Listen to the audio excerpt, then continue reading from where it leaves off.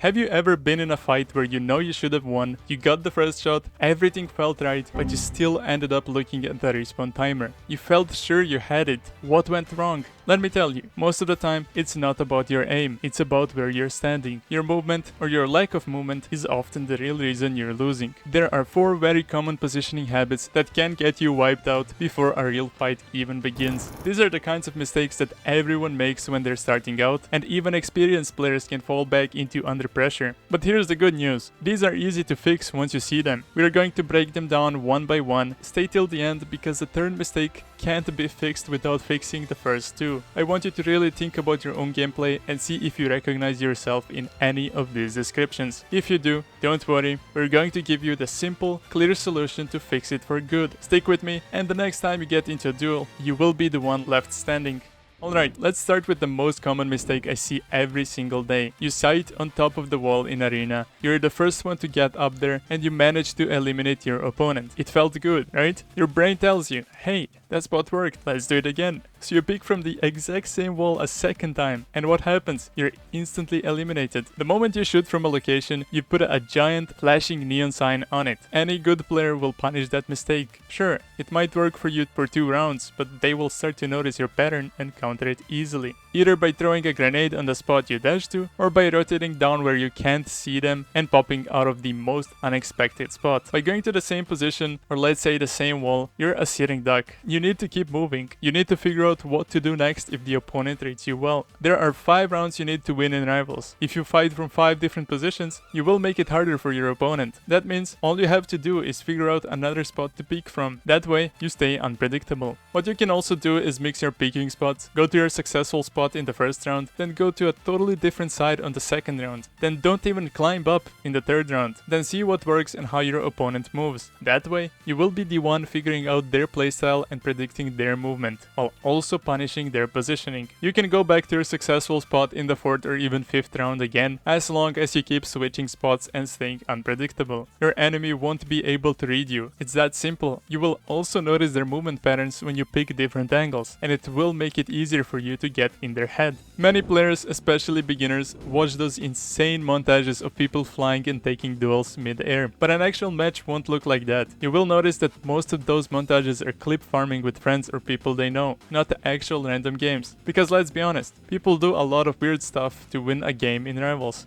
It's not all default loadouts with rainbows and sunshine. Cover matters a lot, even if you don't see it. Yes, people love taking open fights, and most of them are 50-50 if both of you are good at the game. We covered how to use positioning to your advantage. Now use those same walls to be even safer. You will need to reload your weapon, you will need to take safer picks if you're low HP. You won't be able to do any of that by running in the open. If you're low HP, or if you need to reload your weapon, don't stay up in arena. Go down and use walls to move around and stay hidden and unpredictable. Even when the enemy is chasing you, you can turn so many fights around by simply using cover to your advantage. Let's say I'm moving behind a couple of walls and the enemy obviously knows where I'm at. But if I stay unpredictable with the sides I pick, they will have to focus more on guessing or flicking to the side I pick from. If you pick for a second, shoot a couple of bullets and instantly reposition to another cover, they won't have much time to react and punish you there. The third mistake is definitely overextending. We talked about the passive way of playing the game and using that to your advantage. But what happens if you are an aggressive player? Obviously, you will fix the first 2 mistakes first and use them even in your aggressive playstyle if needed. But if you are one of those nade boosters or movement players that confidently take